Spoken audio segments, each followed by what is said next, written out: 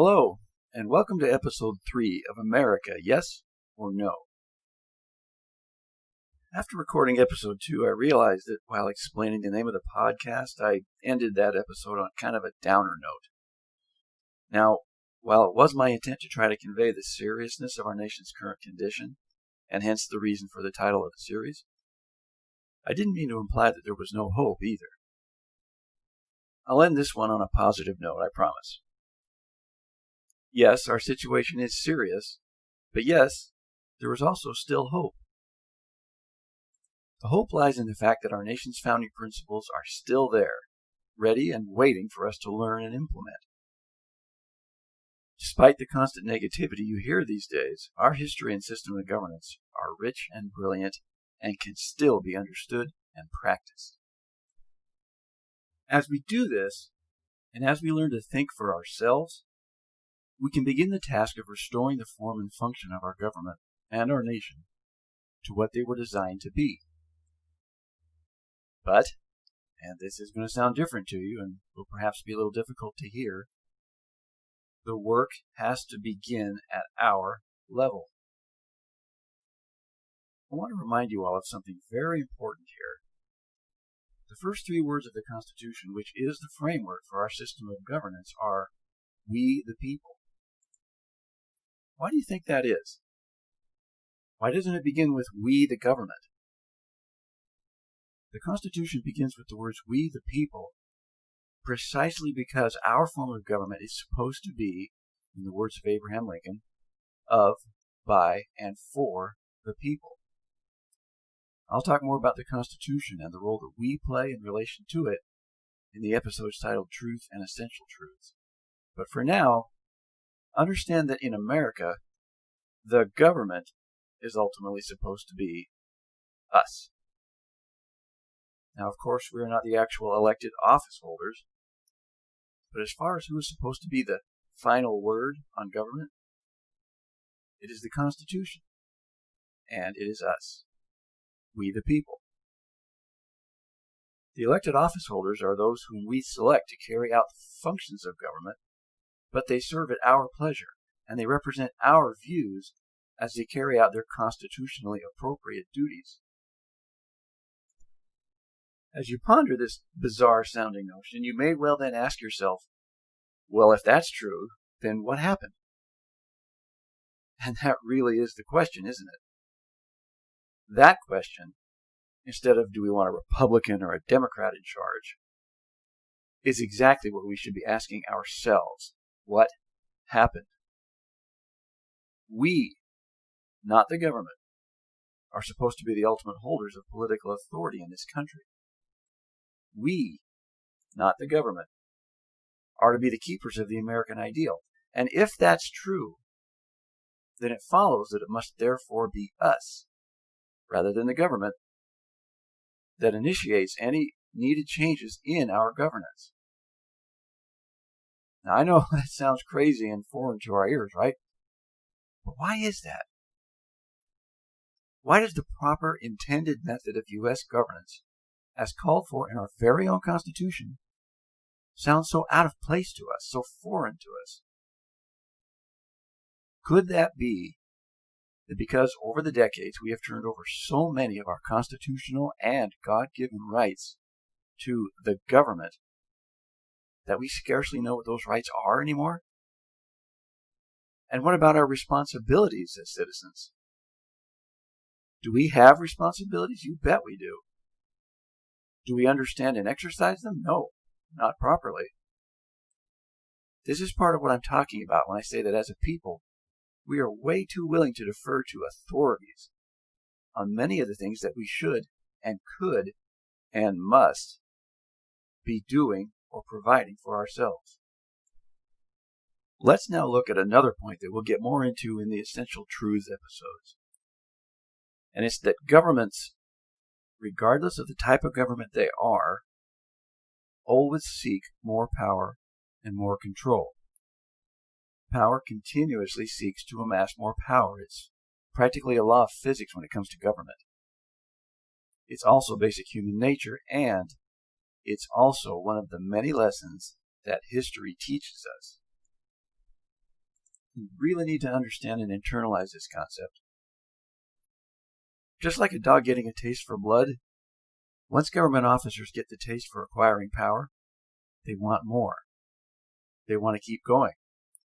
And that is bad for our liberties. Historically, governments expand and maintain their power in one of two ways, either by armed force, as in a dictatorship, or, as in our case, by the unwitting consent of the governed. How's that, you ask? It happens by an electorate abandoning its responsibility to pay attention and be informed. Just like an untended garden that you plant and then walk away from, without continual maintenance and observation, government will go wild, figuratively becoming overgrown, choked with weeds, and entirely unproductive. This intrinsic nature of government to expand, plus decades of a lazy attitude toward our own self-sufficiency, have together allowed our government to gradually acquire and exercise more and more control over us, usurping that authority from, ironically, the very people with whom it should rightfully reside. And, as if that weren't bad enough, here's another truth that history teaches us with frightening consistency. Political power, once acquired, is not self-yielded. It has to be reclaimed, sometimes at the point of a gun. That is just what happened in our revolution against the British. We needed to reclaim our rights and our freedoms. However, while it is true that any meaningful improvement to our situation is going to have to come from us, I don't believe that we're ready to undertake that task yet. We're missing the necessary tools. First and foremost, we have to understand that before we can implement any serious restoration of the form and function of our country, we first have to return to the basic fundamentals of truth, reason, and historical context. We need to first understand how our government is supposed to function, and what role we play in that process. Knowing these truths, we can begin to counter the constant harangues of ideological noise and negativity currently emanating from the media and from politicians. And if we can interrupt that flow and learn to think for ourselves, we can begin assuming our rightful place as the repositors of political power, as our system was originally designed. Think of the intended balance of political power in America as a pyramid shape, with the people at the wide bottom portion and government at the small apex. In a representative republic such as ours, and no, America is not a democracy, the people elect representatives who then, now follow me on this, represent in Congress the views of the people who elected them, in accordance with constitutional principles. Now ask yourself if you feel that any of this is happening in the halls of Congress today. Do you feel as though your views are being effectively represented or even heard?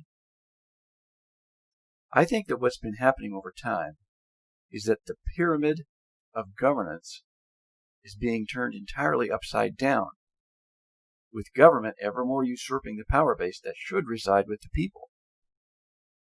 And the only way that the pyramid will function as intended is if an educated, informed, and participatory electorate, that's us, elects competent, constitutionally minded persons to represent them in government and pays attention to what they do.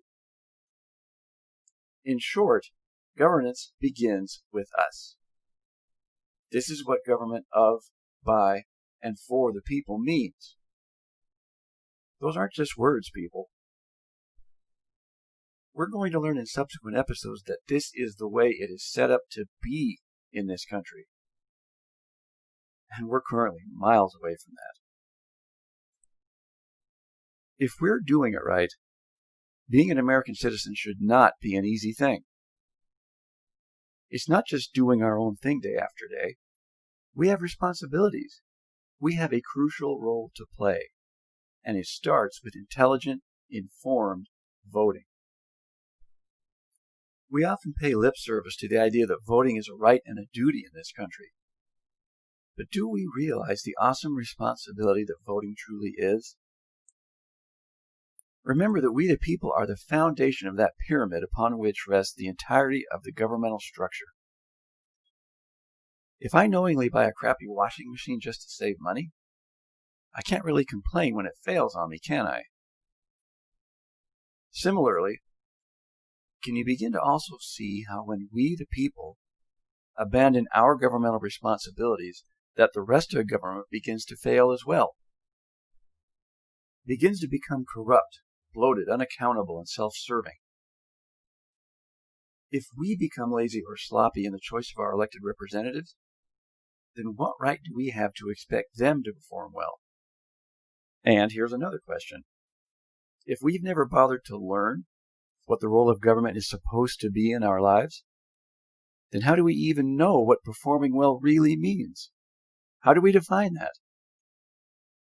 How many of us vote based only on a party preference, or on a soundbite we see on TV, or because we just don't like the other guy?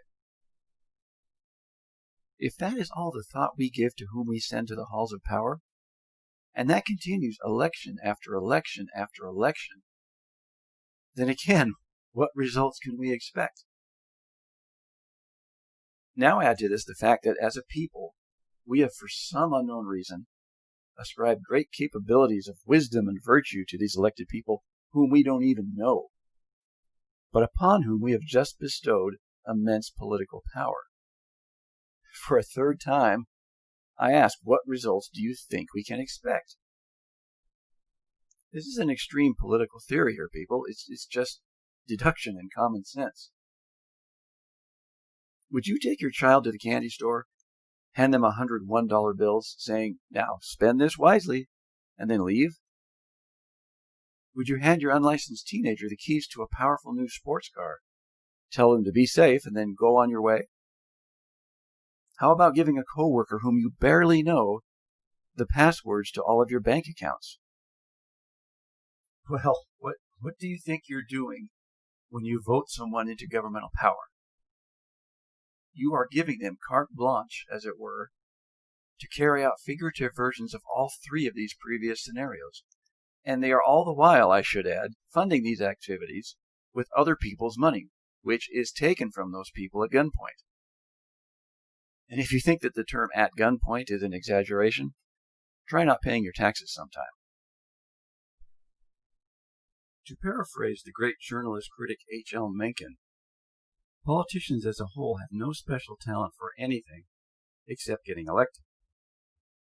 Their expertise is in the machinations of big government and in the essentials of campaigning for re-election. They are not inherently smarter than we are, nor more virtuous, nor more capable. And yet we have somehow convinced ourselves that we should listen to them, that they know best, and, if they are of our party, that we should place all faith in their promises and pronouncements, that we need not pay close attention to how they execute the immense power we have just handed them. Wow! And atheists make fun of people who have faith in God, for crying out loud. Additionally, we have also allowed politics to become a lifetime career, and not just any career, mind you. This one comes with ongoing access to great power and distributions of wealth, as well as a variety of money special interests, all constantly making donations and currying favor. And it's a career that ends with lavish health care and retirement benefits, and often a lucrative book deal or some private sector position. Oh, and I almost forgot. Politicians also enact laws governing and regulating the rest of us, while by and large exempting themselves entirely from those laws. Okay, where, I ask you, is the logic or reason or any evidence at all to suggest that such a person can be trusted without careful and constant vigilance? That they can be counted on to uphold the Constitution and to effectively represent the views of those who originally placed them in this powerful position? Wouldn't logic, reason, and historical evidence suggest instead the said person is going to simply do all within their ability to merely retain said position of power? And doesn't that then suggest an obvious conflict of interest for said career governmental person, in that they'll only do just enough to keep their constituents voting for them election after election? Remember, if government were to actually solve a social or political problem, our dependence on them would decrease, and that is the last thing that they want. Now, to be fair, it should be noted that there are conceivably some who seek political office to be a force for good, as they define it. But again, history and human nature both teach us that power corrupts, and great power corrupts greatly. And elected politicians are unfortunately imbued with great power. Let's just put two and two together here, can we? As the saying goes, people go to Washington to do good and end up staying there to do well. They do well because there are unimaginable amounts of money sloshing around in D.C. Money is the mother's milk of politics, and the restraint of it, in the form of less taxation, is one of the few vehicles of control that we have over politicians. Another topic for another podcast. And in all this discussion, we've not yet even mentioned what should be the presumptive political office holder's primary goal: to preserve, protect, and defend the Constitution of the United States. The oath of office they take swears them to that lofty goal. Yet, when was the last time you heard any politician even speak the word Constitution, much less practice their governance according to its outlines and restrictions? Understand that the Constitution sets very strict limits on the power of the federal government.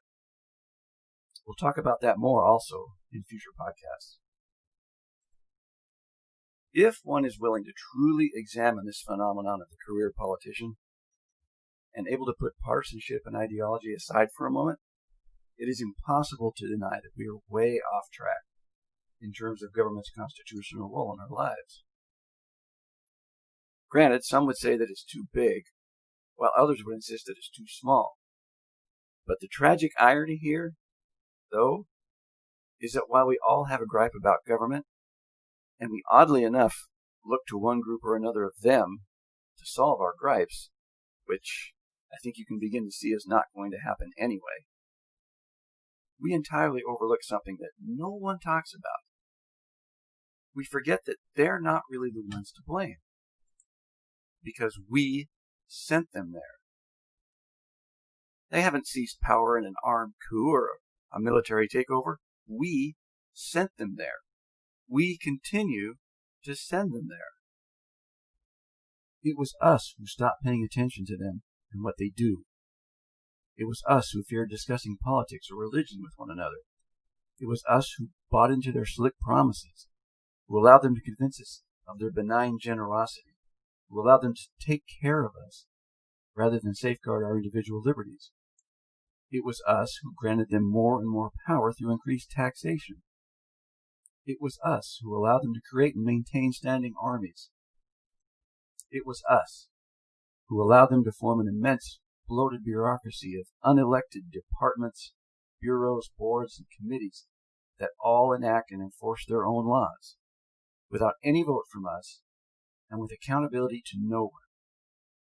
It was us that allowed them to erase the concept of borders, language, culture, and citizenship. It was us who allowed them to pollute and dilute our election system, our primary engine of reform, so that now the dead, the undocumented, and the entirely ignorant can and do vote, without identity verification and as often as possible. And finally, it is us who continue to allow them to divide us and catalog us by race, class, and gender, to perpetuate an ongoing narrative of oppressor versus oppressed, of haves versus have-nots, always with one of them or their party as the solution to it all. Just put us in power, they say, and all will be well. That notion, as I hope you can start to see, is entirely false, and is intended solely to keep us dependent and looking to them for answers.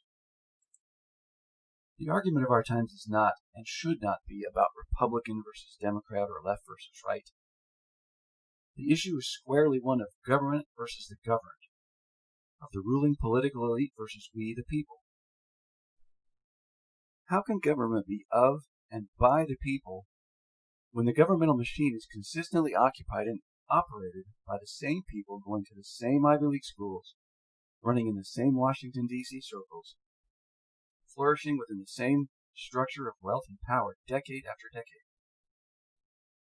I'm pretty sure that the war we fought in 1776 was to disassociate ourselves from the concept of royal families and a preordained elite ruling class. Yet, whether or not you realize it, that is what we currently have, an Americanized version of royal ruling elites. But yet I must again point out that they are only there because for multiple decades now we have been electing and re-electing them.